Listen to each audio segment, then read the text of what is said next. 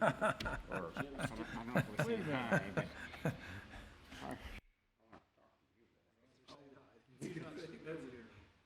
ahead, yeah. When they say, leave me something to talk to, it's not a good thing. I'm like, That's right, that's right. okay, all right. I think the only one, let's see, Gary Gross. Yeah, do we have our microphones on, guys?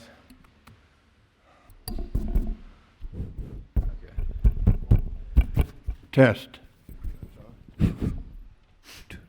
Yes.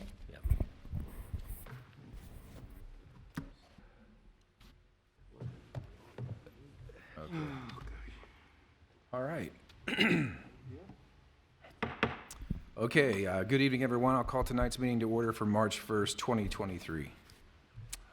Mr. Metz, when you have a chance, call the roll. Gary Gross. Jim Hall. Here. Todd Moore. Here. Christopher Ambergy. Present. Jerry Heidenreich. Present. David Cash. Present. Stefan Wanamaker. Here. You have quorum. All right, please join us in the Pledge of Allegiance. To the flag of the United States of America and to the republic for which it stands, one nation, under God, indivisible, with liberty and justice for all. Next on our agenda tonight is meeting minutes from February the 1st. Hopefully we've had a chance to review minutes. Any corrections?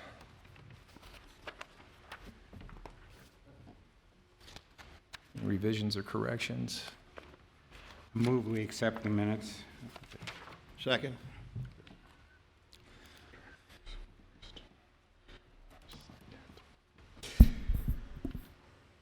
Stefan. Yes. David Cash. I'll abstain. I wasn't here. Jerry Heidenreich. Yes. Christopher Ambergy. Yes. Todd Moore. Yes. And Jim Hall.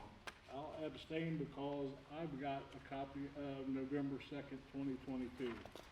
You have a copy of both.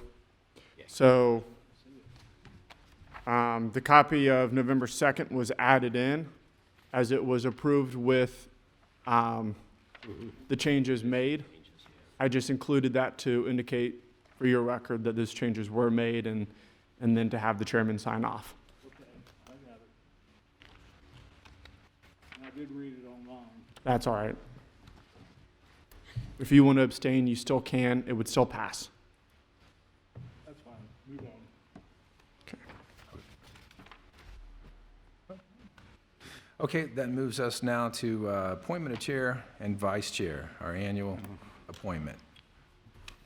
Any nominations for chair? I move that you continue as chair if you wish. I second that. Okay. Would we like to nominate also a vice chair?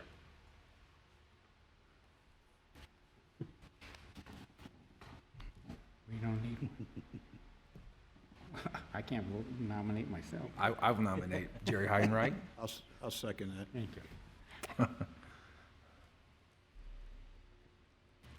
All right, so we have first and second. Oh, on yes, please call the roll. that. Yep. Jim Hall. Yes. Todd Moore. Yes. Christopher Ambergy. Yes. Jerry Heidenreich. Yes. David Cash. Yes. Stefan Wanamaker. Yes. Congratulations. Yeah, thank you. Thank you, everyone. Well, this brings us to our first case this evening. Case 323, a request by applicant Larry Reisner for approval of an area and dimensional variance for the property located at 1502 Woodlawn Avenue. And Mr. Metz, I will go ahead and we'll let Mr. Cash swear you in, and you can read the rest of the material. Do you solemnly swear or affirm that the testimony you're about to give before this board will be the truth, the whole truth, and nothing but the truth, so help you God? I do. So tonight before us, we have a request by applicant Larry D. Reisner for approval of an area and dimensional variance for the property located at 1502 Woodlawn Avenue.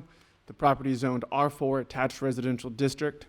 The variance requested is to allow a fence greater than 48 inches in height, where the Middletown Development Code states that all fences, walls, and hedges shall not exceed 48 inches in the front yard or along any lot line that is adjacent to a street, including corner lots, or in any residential district or in the O1 and O2 districts. The property is zoned R4 attached residential district. The purpose of the R4 attached residential district is to provide for moderate to high density residential development, generally located in the core area of the city that reflects the historic urban development pattern in and around downtown Middletown. As you can see here, this is the house. This is a vacant lot that it was purchased by Larry Reisner. So chapter 120806, fences, walls, and hedges state, A, no person shall construct or erect a fence or wall without first obtaining an approved certificate of zoning compliance and or building permit, if applicable. C, the maximum fence height or wall shall be measured from the lowest point within 3 feet on either side of the fence to the topmost portion of the fence between posts, as you can see in the image below.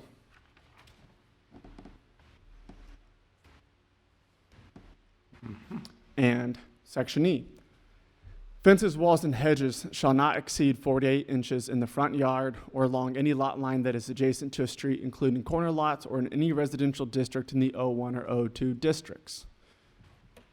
In this situation, it would be a corner lot, which would be the bottom left image right here. Where the red line is indicates the front yard height of 4 feet.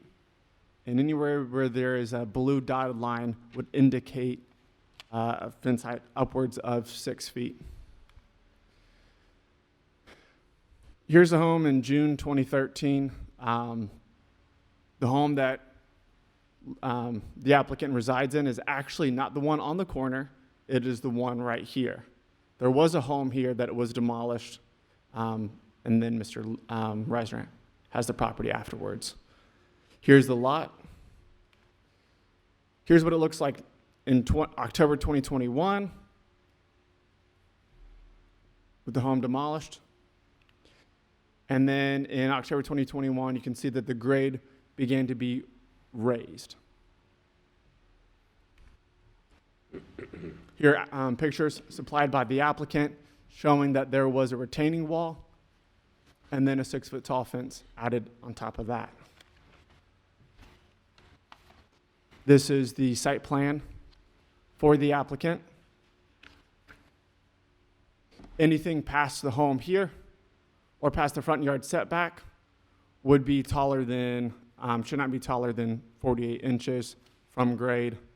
As indicated on the site plan, the fence goes all the way to the sidewalk and then comes up and around. Just to recap, the vacant lot was flat, it was raised, there was a retaining wall built, and then on top of the retaining wall was an additional 6-foot tall fence.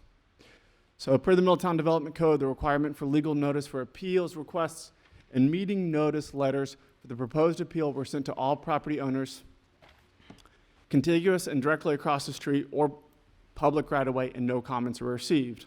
Per the Middletown Development Code, this section sets out the procedures to follow when a person claims to have been aggrieved or affected by an administrative decision made in the administration or enforcement of this code.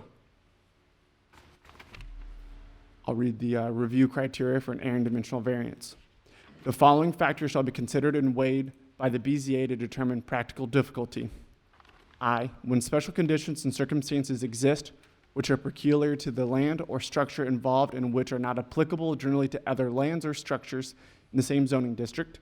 Examples of such special conditions or circumstances are exceptional irregularity, narrowness, shallowness, or steepness of the lot, or adjacency to nonconforming or inharmonious uses, structures, or conditions. 2, whether the property in question will yield a reasonable return or whether there can be any beneficial use of the property without the variance. 3, whether the special conditions and circumstances are a direct result from the actions of the applicant, his or her agents, or prior property owners. 4, whether the variance is substantial and is the minimum necessary to make possible the reasonable use of the land or structures. 5, whether the essential character of the neighborhood would be substantially altered or whether adjoining properties would suffer substantial detriment as a result of the variance. 6, whether the variance would adversely affect the delivery of governmental services such as water, sewer, electric, refuse pickup, or other vital services. 7, whether special conditions or circumstances exist as a result of actions of the owner. 8, whether the property owner's predicament can feasibly be obviated through some other method other than a variance. 9, whether the spirit and intent behind the code requirement would be observed and substantial justice done by granting a variance and or.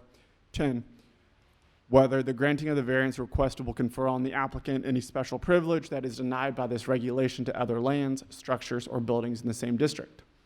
B, no single factor listed above may control, and not all factors may be applicable in each case. Each case shall be determined on its own facts.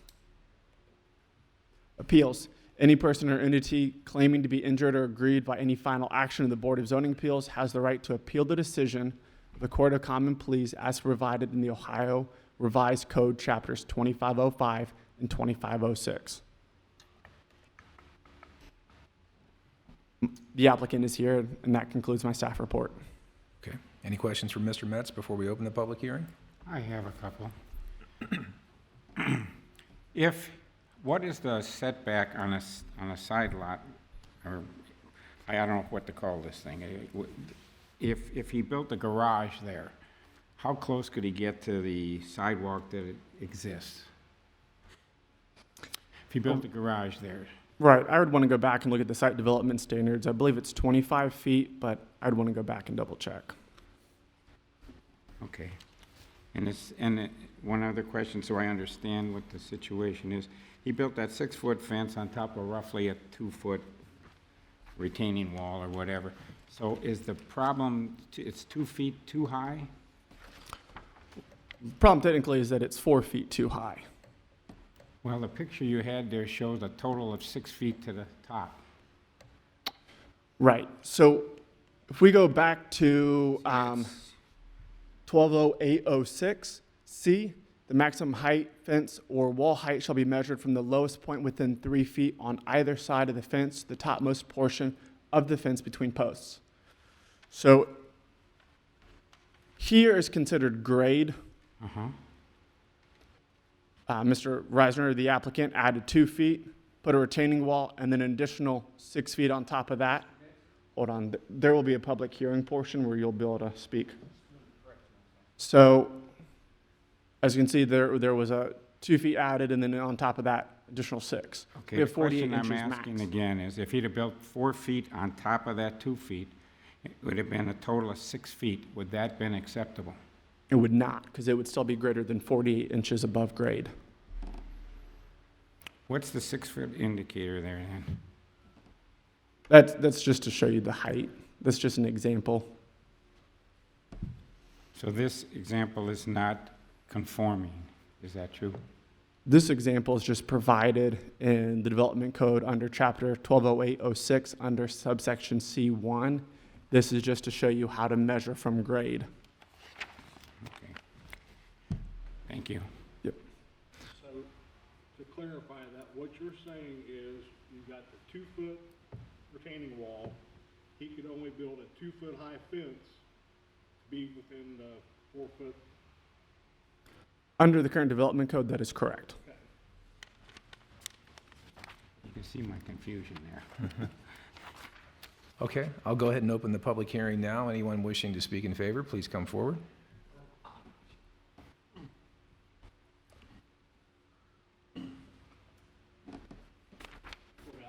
Sir, would you raise your right hand, please? Oh, I'm sorry.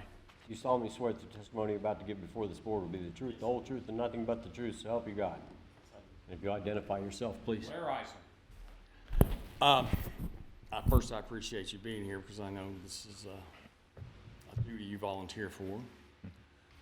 I wanted to, when I asked Mr. Metz earlier to butt in, I wanted to correct something. He's under the illusion that I raised it 2 feet. Now, if we could go back to the 2013 picture of the house that was torn down. If you look, you can see that house is elevated. All I did was just smooth it out because it was very rough. It was up and down, you know. It looked terrible, just by aesthetic purposes. So I just evened it out. I did put a little more in the back than the front because in the back it went down and there was actually a mud hole there. So I wanted to fill that and try to make it all even. And the retaining wall retains nothing. It's simply landscape bricks that are laid on each other with half-inch back on each row. So I literally had to put up like 3 rows and then put in a little bit of pea gravel to close, you know, because I a couple inches away from the natural slope of the yard, and I had to put a little pea gravel in there because they would fall back. They're, you know, that's the whole idea. They're held in place by the dirt behind, so it's not a retaining wall in any way. And I could see we're going strictly by the regulations, as you brought up. 2-foot fence is all I could do if I didn't ask for a modification. And what good would that do for anyone? And I took this house after bad health, divorce, and you know, a divorce after 33 years when you made a decent living for yourself is very expensive. So I ended up with just enough money to either put a down payment on a nice house, which, you know, I wanted to get one out in the country like I had before with acreage, but I couldn't afford that. So I just bought this one, you know. I could buy it free and clear that way. And I wanted to eventually develop it to where it could sustain my hobby, my bucket list hobby of working on classic cars. I've always had classic cars, but I never really got to work on them much because I was a workaholic. And that was going to be my retirement thing, to work on my classic cars finally. And I needed the fence simply because, you know, I've got a car sitting there now. It looks like a junker, but it's worth $50,000. And that's what Haggerty Insurance values that in that state. So, you know, they might look like junk to outside people, but to me they don't, because I know what the potential value is. That's the only reason I drove out a project with them. And aesthetically speaking, once they went to the Renaissance district after I'd bought the house, I knew that, you know, I'm not going to do what I want. And I actually got a letter from the city, and I had to move some stuff into storage. I mean, I had $380 a month bill in storage to comply with the city for the time being. And I'd hoped to get this 6-foot fence up. I could bring that back, and it would be hidden. I mean, matter of fact, it's there now. You probably saw the cars and stuff inside the lumber and the steel and all that inside the fence. It's aesthetically, it'd be terrible. And you know, in all honesty, without the granting of this request, I really have to consider moving because, you know, my lifetime's been spent waiting on my retirement time to work on my classic cars finally. And I understand from a layperson's viewpoint, it might be like, why does this man just wants this? He doesn't need it, you know. But you know, I do need it to do what I want to do. And also, you notice the stone and things, the landscape bricks I put up, and I put a 30-foot flagpole there, and you know, of course, the new sidewalk and stuff on the lot itself. I'm trying to aesthetically improve it from the road, and I have gotten a lot of compliments. You know, in the summer when the landscaping's in full bloom, I've got a lot of compliments for that, and it cost me a great deal of money to do that. I mean, I used 1,500 landscape bricks at $3 a piece. So, you know, it's not, I'm not trying to chintz out here. I'm trying to do my part for the community and to keep things looking good while still having the things I need for my desired retirement. And I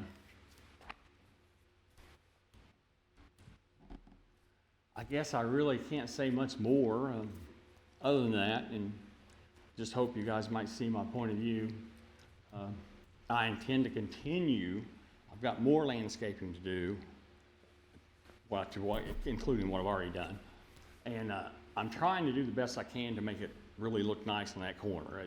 It's part of the, the Renaissance actually has, they're gonna have some, entries on one on Girard and one on Woodlawn, just west of, Cohen Brothers. So it's gonna bring people to that corner, so to speak. It's kind of like the center of the town, center of the community. And that's why I put up the flagpole and did and I've got landscape lighting to install and all that, but that's just gonna be done later this summer. And the yard is still rough, where I trucked in some dirt to smooth it out and level it out. So, that has to be dealt with. My nephew's worked for Steve Lewis forever in landscaping. He's gonna bring what he calls a landscape rake that will smooth it up and also remove the rocks so that we can seed it, and I've got irrigation equipment to put in. So, I'm gonna make that corner Mr. Rezer, let me ask be you a a question. substantial, point of view. I think I understand your intent. I'm hoping to do that kind of like horse trading, I guess, for the fence. How many cars do you currently have on the lot now? Okay, I got 2 trucks. I got a daily driver truck and I got a 1-ton for trailers. And I've got my son's truck there. And then I have a car I brought back from Florida. Real estate market was so crazy, I made a good killing selling my house down there. And I brought it back, but I haven't even licensed, just sitting there. It's perfectly good. It's a 2009 Impala. I just got enough cars insured as is, so I'm just letting it sit for now. And then I also have, my dad was in construction. I've got the first new truck, company truck they ever bought there. It's an 85, still in pretty good shape, still runs just fine. And I just, sentimental reason, I just couldn't sacrifice it and sell it or whatever. So I wanted to keep that, because that is my thing. I like the old nostalgia things, and I get great satisfaction out of, like the $50,000 car I'm talking about. I can put about 20 in it, and it'll probably be worth 95, and I get great satisfaction out of that. How many cars would you, if this were allowed, how many cars would you like to see on this lot? Well, I'd You like to mentioned see what maybe I've got, but I've actually got one in storage still. I got a car trailer it's in, and I want to get another one in there, so my 2 trucks, my car, and the one classic I have to keep there simply because I don't trust it off-site because it too easily be stolen. So I guess I'd be needing about, to do what I want, I need about 5 cars perhaps. So at any time, have you reached out to the city to ask if whether or not what you're envisioning is feasible? Let's assume that you wanted to put 10 cars on the lot. Have you talked to the city in terms of whether or not you'd be allowed to do that? No, that's why I wanted to hide them behind the fence, quite honestly, because, you drive by, you have no idea what's back there. Mr. look in Metz, the back, you if can you were to have 10 cars from the city's perspective, how would the city view, I was going to ask Mr. Metz a question about how the city would view you having 10 cars, even if the fence I were there. understand what you're pointing at, That would be considered outdoor storage and would not be permitted within the R4 zoning district. So any vehicle that you store on your property has to be, there's a set of criteria that has to be drivable, has to be licensed with the Ohio BMV, has to be in good condition, good drivable condition at that point in time. And if any vehicle is not, it has to be stored indoors in an indoor facility. If I was, say I was within code building a 6-foot fence, for discussion, would those 10 cars still be exempt, be outlawed by the city, even though they can't be seen by anyone but myself? It would still be considered outdoor storage. I mean,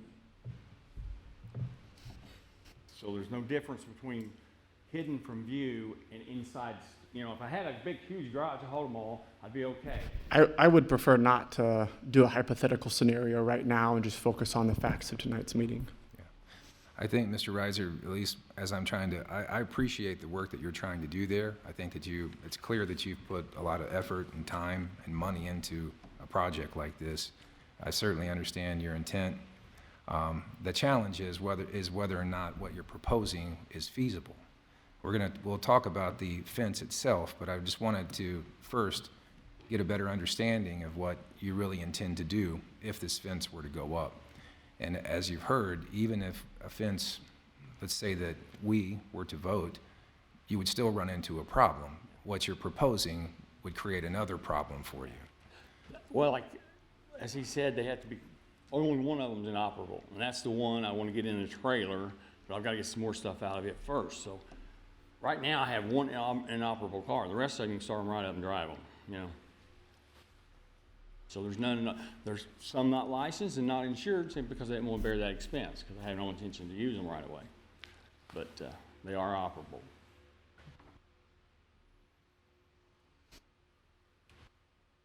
And I can work, if you guys wanted to split hairs and say, well, do this or do that, and you halfway get what you want, and, you know, we deal with it, I'd be glad to work with you, because, like I said, several $1,000s of that landscaping was just horse trading material in hopes of impressing upon the city that I was trying to make it look good. One of the other questions, unless, I'll pause and let others ask Well, questions. Along your line of questions there, Mr. Metz, first of all, if the fence is allowed, what material would you put down to put the cars on? Would it be gravel? Would it be Yeah. grass? Right. Blacktop? There's already, the previous owner had already put some down there years ago.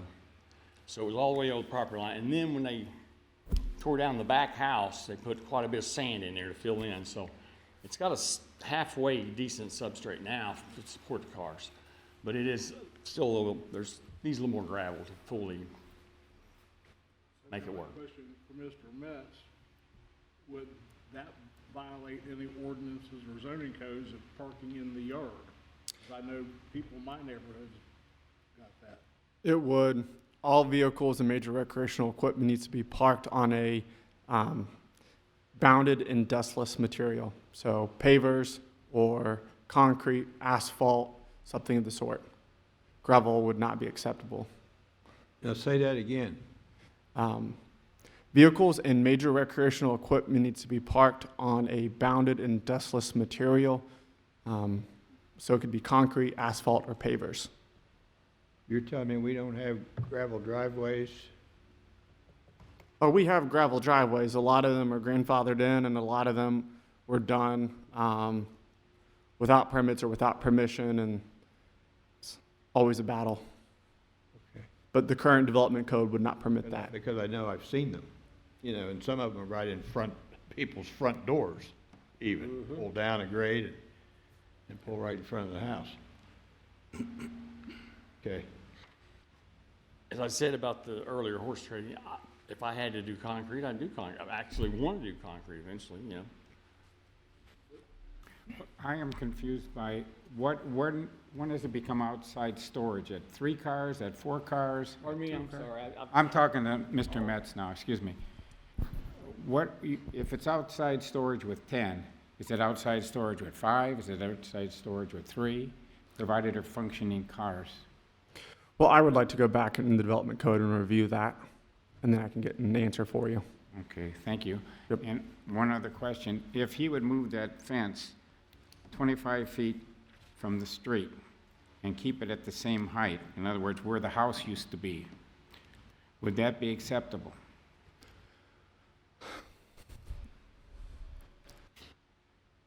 If it met the front yard setback, it would be able to be built at 6 feet.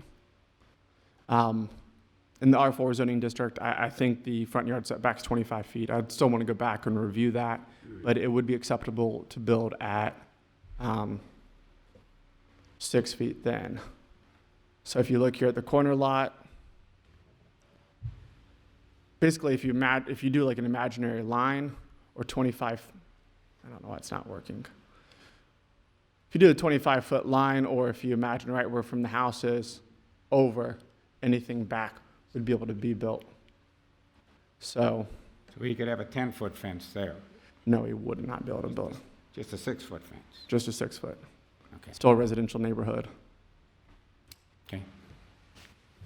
So if he would move the fence back 3 feet back, 4 feet back from the retaining wall, would that be allowed? Not at 6 feet.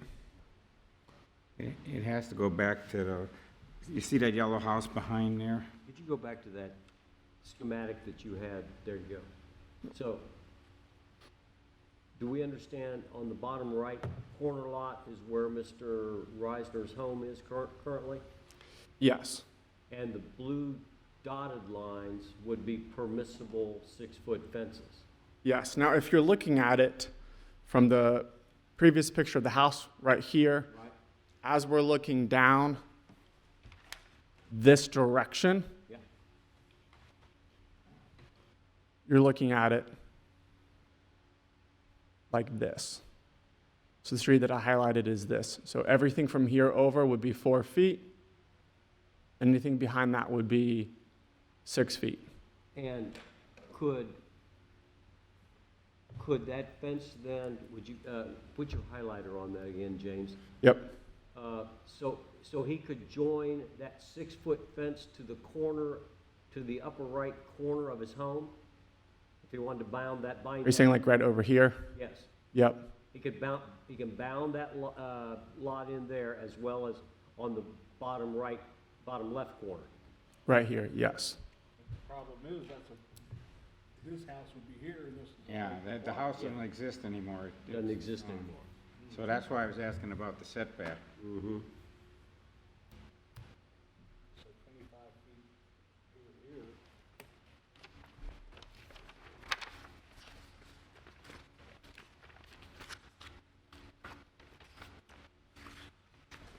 Can I ask you, sir, Yes. how did you get that fence? You didn't know what the rules were, or, Well, to be honest with you, because my dad was in construction, I built many fences in my life. Could you please speak into the mic on the dais? Reisner into the microphone. Could you please speak in? Yep. My hearing's bad. Gotta get a hearing aid. Because of working with Dad, you know, we put up many fences, and we followed the rules as we understood them. But I don't think he ever got a permit. But I honestly thought the 6 foot was okay because I've seen so many houses. You know, obviously they're grandfathered in. I was saying that now that I realize it, but I've seen so many houses with 6-foot fences like that. You know, and some of them really nice, you know. Up in the hospital in Nob Hill, there's one like that. And so I just thought that was within code. well, being blunt, the fence that's on that street does not satisfy the code in my mind. I've been trying to explore other options that might allow you to have a fence that could, Well, I appreciate that. could mask said, I'm your willing to modify cars it. back there. I mean, if I go to code, I gotta cut it off down to 2 feet. Well, that's a useless. Yeah, well, I'm thinking if you can move it back, but that's what I was exploring. I appreciate that. That'd be a very reasonable and generous compromise. One of the criteria that we're asked to review is whether or not what you're proposing would alter the character of the neighborhood in some particular way. Yeah. So I'm looking at the size and scale of what you're proposing. So if we're looking at this picture, and Mr. Metz, I'm not sure which picture this is, but it's a fence all the way down the side of the lot. I mean, this is a substantial request. You're not asking about a small I understand. area. But, you know, it's 75 feet from the front, you know.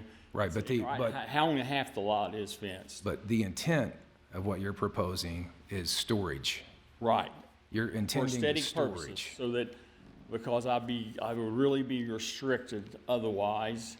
And as I said, you know, given how important it is to me to finally be able to practice my hobby, I just have to probably liquidate the house or rent it out or whatever and move on to something more suited to what I want.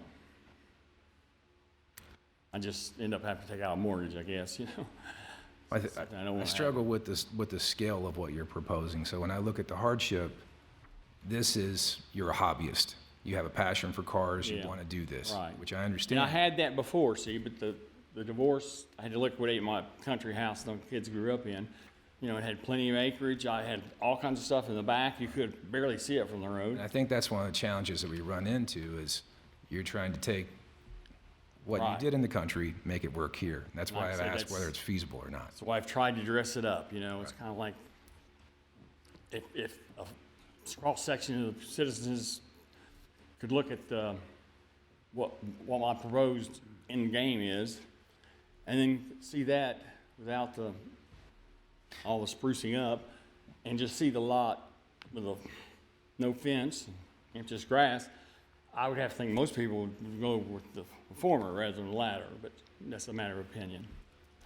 So, you know, in my mind, I'm actually, any distractions I take from the community, I'm paying those back with interest. Doesn't change the fact that it's against the code, but, you know, that's why we have boards like this, because, you know, we can't just program a computer to spit out answers for us. Human beings just can't live with that. Well, Mr. Heidenreich posed the question to you about maybe a potential garage where you may be able to do something with a garage and work your way through that. You'd have to scale your idea down, but that's separate. Well, there's a garage planned that, actually, the lot to the east of me, when they tore that house down, I put in interest for them. And then, when the Renaissance come out, I talked to Dan, you know, he wasn't sure about how to handle that because they got what they call infill lots. The city doesn't let property owners take them like they would outside this district. And I came and talked to Denise Hopper. It's been a while. And she basically said, your grandfather, because you're, you know, no problem, just let the process run. And I kept coming back like once a year because I know it's a slow process. And pretty soon she was gone, and a lady named Ida was there. And she had to dig to find my form, and it got lost. So she said, okay, you're all right again. And then I came back in just this past fall, inquiring, and it was lost again. So I had to file a whole new form. And they sent it back to me saying infill program prohibits this. So that delayed me on building the garage, you know, because I wanted to put it on that lot because I didn't want to cram everything up, you know. Again, being on the corner, I try to consider aesthetics. I wanted to bring your attention to one of the review criteria again that we have to look at is whether or not the spirit and intent of the code would be observed. Okay, so in this particular case, when we look at what you're proposing, again, the intent of what you're proposing is storage. That's not within the intent of this residential neighborhood, to allow for storage, All right. to allow fencing to create storage. But on the other hand, we're way down at the start of the Renaissance project. And, you know, most of my neighbors, I mean, if you come down there and start to point fingers, I'd be your least of your worries probably. So that, I know that doesn't really change the code, but it just kind of puts it in a more favorable light from my point of view. Well, I have to be frank here. Your request is obviously not according to the code. I would suggest, if this doesn't pass here, that you sit down with the city and see what options you may have. And we've explored a couple of those options here tonight. Yeah. And just see what's feasible, because, well, I really don't want to move because I've rehabbed that house, see? well, there may be something And that I've you can got work out way with the more city money in that would property fit the than codes. it's ever worth right now. The Renaissance appreciation is the only thing that's going to get me out of the hole. So I definitely I don't want to have to just sacrifice it and move on.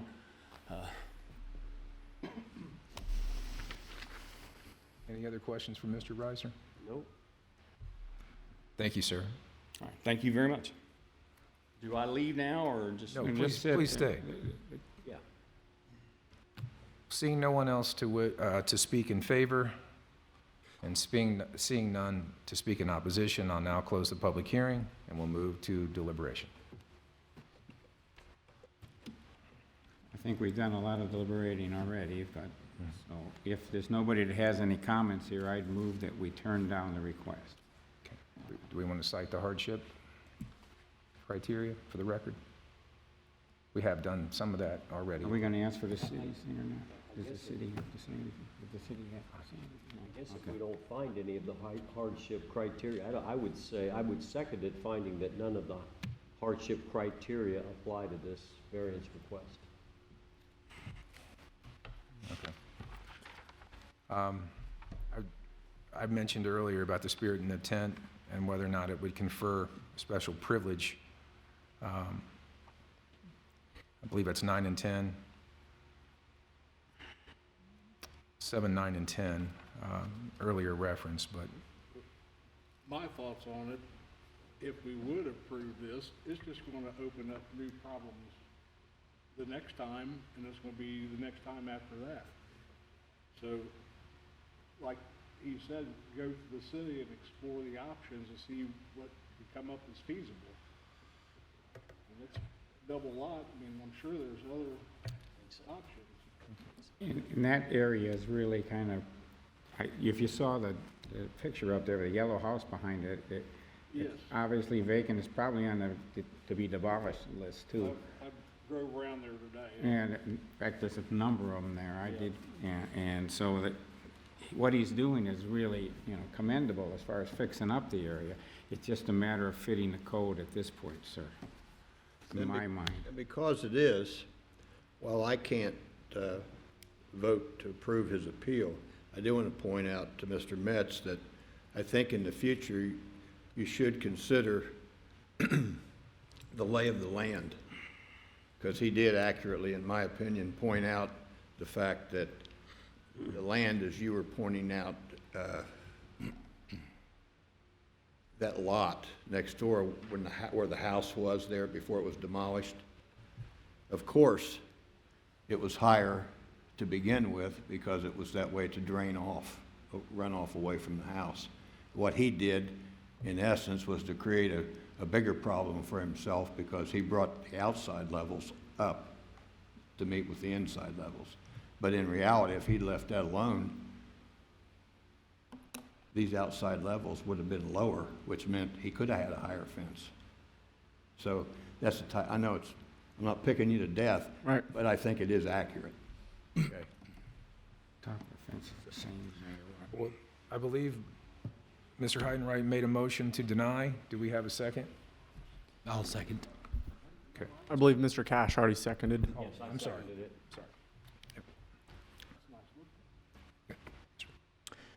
Jim Hall, Yes, Todd Moore, Yes. Christopher Ambergy, Yes. Jerry Heidenreich, Yes, David Cash, Yes, Stefan Wanamaker. Yes.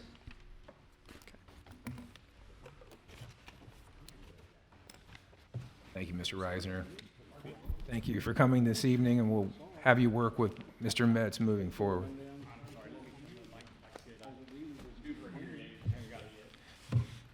Just again, reiterating what most folks have said tonight, please work with Mr. Metz and the city moving forward.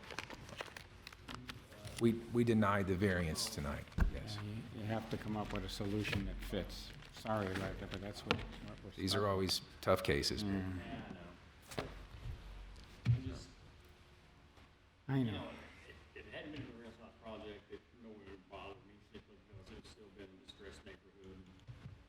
Neighbors would take it all off. Right, changes things. Thank you, sir. Thank you very much. That brings us now to old or new business. Any old or new business?